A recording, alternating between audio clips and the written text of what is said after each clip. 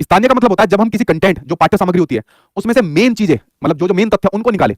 जितनी इन्फॉर्मेशन हमें चाहिए थी उतनी हमने यहाँ पर निकाल ली। भाई जैसे मैंने पूरी हिंदी की जो आपकी पैडागोजी होती है, भाषा जो पैडागोजी होती है, उसमें जितने जितने कठिन शब्द मुझको चाहिए थे वो मैंने निकाल लिए और आज की वीडियो के अंदर ले लिए। तो यहाँ पर क्या हो जाएगा, आपका स्थानीय हो जाएगा। क्या हो जाएगा, आपका स्थानीय यहाँ पर आपको देखने को मिल जाएगा। लेकिन अगर मैं कहूं कि नहीं आपको सारी ही भाषा पैडागोजी करनी है, सारी हिंदी पैडागोजी के कठिन शब्द आपको करने हैं, जो संपूर्णता की बात करती है, अगर संपूर्णता की बात करती है तो संपूर्णता के अंदर आपको जाना वैश्विक के साथ जाना है, ठीक है। और स्थानीय के अंदर जाना आपको लिमिटेड, जो इन्फॉर्मेशन आपको चाहिए, जितनी इन्फॉर्मेशन चाहिए उतनी आपको निकालनी है कंटेंट में से, पाठ्य सामग्री में से, जैसे हमने यहाँ पर निकाल ली, ठीक है। अब देखिए क्वेश्चन आपके सामने क्या कहता है, उसके ऊपर नजर डालते हैं कि किसी पाठ्य सामग्री से विशिष्ट सूचना, आगे देखो पढ़ने की जरूरत नहीं, आपने आंसर बता दिया होगा। विशिष्ट सूचना निकालने के उद्देश्य से गहन पूर्वक या गहराई से उस पाठ्य सामग्री को पढ़ने का जो कौशल होता है वो कैसा आपके सामने होता है, वैश्विक होता है, स्थानीय होता है। देखिए यही क्वेश्चन एक बार सीटेट के एग्जाम में हो रहा था और वहां बड़ा कॉन्ट्रडिक्शन हो गया था। एक तो स्थानीय के अंदर हो गया था, एक वहां पर अवबोधन के अंदर हुआ था। दो बार आंसर चेंज करे यहाँ पर सीबीएसई वालों ने, ठीक है। अवबोधन का हुआ था, यानी कि समझ वाला यहाँ पर आपका हुआ था। देखो अगर अवबोधन नहीं है, समझ वाला इस प्रकार से नहीं है, तो भाई आप स्थानीय के साथ चले जाना। अगर स्थानीय नहीं है तो अवबोधन के साथ आप लोग चले जाना, ठीक है। अगर पर्टिकुलर इन्फॉर्मेशन निकालनी है आपको पढ़ने के लिए तो स्थानीय और संपूर्णता से सारा कुछ ही पढ़ना है कि नहीं नहीं सर सारे कठिन शब्द करा दो, भले आपको 4 दिन लग जाए लगातार, ठीक है, भले आपका तेल निकल जाए। अरे भाई जो मेन इन्फॉर्मेशन है वही कराऊंगा आपको, ठीक है। बाकी आप प्रैक्टिस करना पीवाईक्यू की, जो आपको पीवाईक्यू दे रखे हैं, ठीक। तो आंसर आपका फोर्थ आंसर यहाँ पर आपके सामने सही हो जाएगा, ठीक। चलिए देखते हैं नेक्स्ट नेक्स्ट आपके सामने क्या करता है, उसके ऊपर नजर डालते हैं, ठीक। आगे बात करते हैं संलग्नता की, बात करते हैं एंगेजमेंट की, यहाँ पर बात करते हैं संलग्न। जैसे मैंने आपको एक एग्जांपल दिया था, जैसे आपके सामने कॉन्शियस माइंड का एग्जांपल मैंने आपके सामने दिया था कि जैसे सिगमंड फ्राइड ने 3 प्रकार के माइंड बताए, कॉन्शियस, सबकॉन्शियस और अनकॉन्शियस माइंड आपको बताया। तो मैंने आपको संलग्न करके एंगेज करके आपको जोड़ा।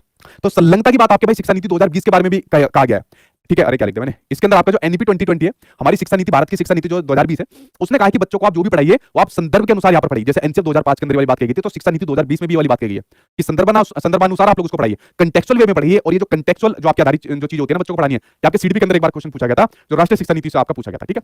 तो संदर्भ के अनुसार पढ़िए, कनेक्ट करके पढ़ाइए, इधर उधर की चीज आप लोग उसको मत पढ़ाइए। अब देखिए क्वेश्चन आपके सामने क्या कहता है कि बुनियादी चरण की जो अवस्था वाले बच्चे होते हैं, जैसे मैंने कहा कि जो आपकी शिक्षा नीति 2020 का कोडिंग है, अब 10+2 वाला तो भाई आपका फॉर्मेट नहीं है, शिक्षा की एजुकेशन प्रणाली 10+2 वाली नहीं है। अब कौन से 5+3+3+4 वाली है। तो जो ये 4 अवस्थाओं के अंदर बांटा, 4 स्टेज के अंदर बांटा, उसकी जैसे सबसे पहली जो स्टेज होती है फाउंडेशनल स्टेज, जिसमें बच्चा अपने 5 साल तक रहता है। शुरुआत के 3 साल में बच्चा रहेगा, जिसको आप लोग एलकेजी यूकेजी वगैरह कह देते हो, ठीक है। उसके बाद फर्स्ट और सेकंड क्लास रहेगी। तो जो शुरुआत का जो बुनियादी चरण है बच्चों का, ठीक है, उन बच्चों का अगर वो अधिगम कर रहे हैं तो उसमें तब कहीं अधिक संलग्न होते हैं। मतलब इस प्रकार के अगर छोटे बच्चे हैं जो फाउंडेशनल स्टेज के अंदर आ रहे हैं, वो कब ज्यादा सक्रिय होते हैं किसी चीज को सीखने के लिए, कब एंगेज होते हैं, जब वे अध्यापक के पीछे शिशु गीत गाते हैं। जैसा टीचर शिशु गीत गाता है, ठीक है, आज हम उड़ चले, आज किस प्रकार से चले, हम चले इस तरह, पूरा जंगल हिल चले, पता नहीं कौन सी कहानी मैं भूल गया, इसको मैंने एक कहानी याद करी थी, केवीएस का एग्जाम था, ठीक है, उस टाइम पर एनसीईआरटी बुक्स में से पूछ लिया गया था, ठीक है। तो ये कुछ कहानी मुझे ध्यान नहीं आ रही, ठीक है, कभी दांत निकालो अपने। तो जैसे मैंने कहानी करी, अब मैं कह रहा तुम भी ऐसी कहानी गाओ, मेरे पीछे पीछे शिशु गीत गाओ यहाँ पर, ठीक है। बहुत सारे शिशु गीत होते हैं बच्चों के लिए, ठीक है, गवर्नमेंट टीचर तो पढ़ाते नहीं, सीधा सेट कर देते हैं, ठीक। अगर आप अध्यापक के पीछे शिशु गीत यहाँ पर गा रहे हैं, बच्चे शिशु गीत यहाँ पर गा रहे हैं, तो बच्चे ने खुद से क्या सीखा, खुद से लर्निंग बाय डूइंग का कौन सा उसको तरीका पर मिल गया, तो बच्चा यहाँ पर रट्टे लगा रहा है ना। तो इसको यहाँ पर नहीं बढ़ाना, क्योंकि शिक्षा नीति 2020 में तो क्लियर कहती कि बच्चों को रटाना नहीं है, बच्चों को समझ आधारित चीजों को लेकर जाना, कंसेप्चुअल अंडरस्टैंडिंग की तरफ उसको लेकर जाना है। ये तो गलत हो गया। वे सभी इंद्रियों का यूज करें जो हमारी ज्ञानेंद्रियां यहाँ पर होती है। बेसिकली बाहरी रूप से आपको 5 ज्ञानेंद्रियां दिखते हैं, जो हमारे 5 सेंसेस होते हैं। देखो हमारी आंख जिसम देखकर चीजें सीखते हैं, हमारी नाक जिसम स्मेल करके सीखते हैं, हमारी जीभ जिसम वो क्या करता है टेस्ट करके यहाँ पर सीखते हैं, हमारी ईयर जिसम जो सुन के यहाँ पर चीजों को सीखते हैं, हमारी स्किन जिसम टच करके यहाँ पर सीखते हैं। और जो छोटा बच्चा होता है, देखो यहाँ पर बात हो रही है आपकी बुनियादी चरण की बात हो रही है, फाउंडेशनल स्टेज की बात हो रही है, छोटे बच्चों की बात हो रही है। छोटा बच्चा इन्हीं ज्ञानेंद्रियों के माध्यम से चीजों को सीखता है।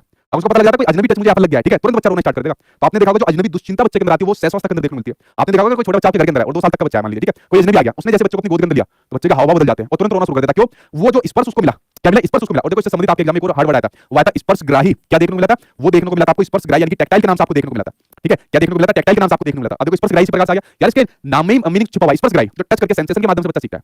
तो जो टच करना होता है, जो स्पर्श करके यहाँ पर बच्चा सीख रहा होता है, ये स्पर्श करके उसे पता लग जाता है कि कोई अजनबी आ गया, चलो रोना शुरू कर दो और अपनी मम्मी पापा की गोद में वापस चले जाओ, ठीक है। तो छोटा बच्चा तो भाई अपनी ज्ञानेंद्रियों का यूज करके यहाँ पर सीखता है और अपने हाथों का सक्रिय यूज यहाँ पर करता है, हाथों का भी सक्रिय यूज करता है यहाँ पर जो छोटा बच्चा होता है। और ज्यादातर आपने देखा होगा जो सहस्वावस्था होती है उसमें बच्चा ग्रोस मोटर स्किल का यूज करता है, धीरे धीरे करके फाइन मोटर स्किल की ओर यहाँ पर बढ़ता जाता है। तो बच्चा जो यहाँ पर एंगेज होता है वो किसी भी चीज में संलग्न होता है। तो कैसे संलग्न होता है, खुद लर्निंग बाय डूइंग से अपने हाथों का यूज करके, और ज्यादातर शुरुआती तौर पर अपनी ग्रोस मोटर स्किल का और अपनी सबसे मोस्ट इंपोर्टेंट अपनी ज्ञानेंद्रियों का यूज करके होता है। तो आंसर नंबर सेकंड यहाँ पर आपके सामने सही हो जाएगा। समझिए ये होता है संलग्नता का मीनिंग, जिसके बारे में खुद हमारी शिक्षा नीति 2020 में बात यहाँ पर कही गई है। समझ गए आप लोग इसके बारे में, ये कठिन शब्द आपको समझ में आ रहे हैं, आपको चीजें जो मैं बता रहा हूँ कनेक्ट करके बता रहा हूँ उसको भी लिखते रहना, खाली क्वेश्चन के ऊपर फोकस मत करना, जो मैं समझा रहा हूं उसको भी लिखते रहा करो अपने रजिस्टर में साथ के साथ, ठीक है। चलिए नेक्स्ट देखते हैं, नेक्स्ट आपके सामने आ गया जिक्सो यहाँ पर आ गया। अब देखिए जिक्सो मतलब इस प्रकार के पजल्स यहाँ पर बनी होती है, जैसे आप लोग इस पिक्चर के अंदर देख लो, जैसे यहाँ पर एक शेर यहाँ पर बना हुआ है, एक यहाँ पर भैंसा बना हुआ है, अरे भैंसा सांड है, भैंसा ही है, ठीक है, भैंसा यहाँ पर बना हुआ है, एक यहाँ पर आपके सामने टाइगर भी बना हुआ है, मगरमच्छ भी है, इसके अंदर जैबरा भी, हाथी भी है। तो देखिए हम छोटे बच्चों को हमें कुछ चीजें सिखानी है, और जैसे मैंने कहा शुरुआत में जो छोटा बच्चा होता है ना वो एक्टिविटी के माध्यम से बच्चा सीखता है।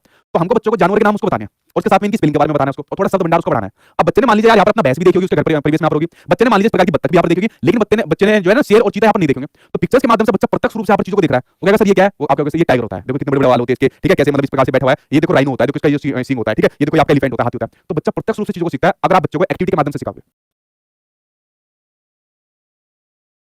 अगर आपका बच्चा 5th 6th 7th या क्लास 8th में भी है तो उससे पूछिए। ज्यादा तेज भागने के लिए शू ग्रिप कम होनी चाहिए या ज्यादा, केवल आंसर नहीं करना है, कारण भी समझाना है। हमारे देश में जितने भी बड़े एग्जाम्स है, जेई, नीट, ओलंपियाड, ये सब कंसेप्ट बेस है। और आप ही बताइए कौन से स्कूल और ट्यूशन में ये सब इतना क्लियरली समझाया जाता है? यही मिसिंग पार्ट है हमारे एजुकेशन सिस्टम का। कंसेप्ट पे ध्यान ही नहीं देते, सिर्फ दे रट्टा मार।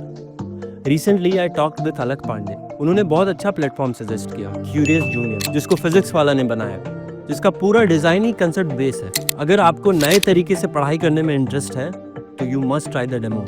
29 रुपीज में डेमो क्लासेस है कुछ एक हफ्ते के लिए, ताकि लोग सीरियसली अटेंड करें। उसकी लिंक मैं नीचे डाल दूंगा, तो तुरंत ट्राई करें।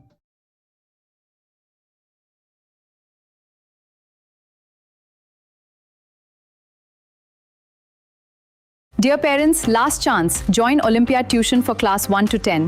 Your child will learn core concepts, maths tricks and solving skills with AI teachers. Today only 29 rupees. Join now.